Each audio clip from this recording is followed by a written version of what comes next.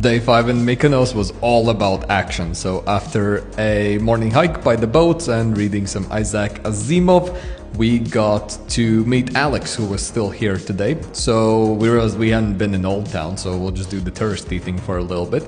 And Old Town is absolutely friggin' gorgeous, and the windmills and everything. And then we walked to Little Venice, where the water is by your feet and all this stuff nice, which is all cool and nice, but also so friggin' crowded. We spent, I don't know, 90 minutes there and like just went away as soon as we could. On the way, we actually dropped off Manuel in the airport, so that was it for him.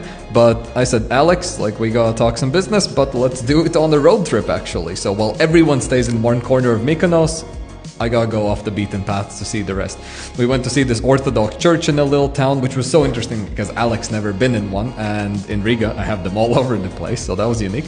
And we went to this super quiet beach with just a little tavern and no big music, concerts, nothing, just the most chill vibes, which I love.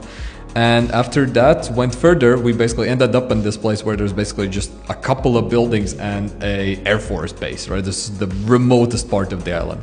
And good thing I took an SUV, not like a Fiat Cinquecento, because some of these mountains you would not drive up with a Fiat, probably. And we got to the farthest part of the mountain. This was the end of the road. There was like mudslides and landslides, and you could just not drive further, even in the ATV or SUV. So we ended up at this nice cliff, got some gorgeous views, and this really scratched my Explorer niche.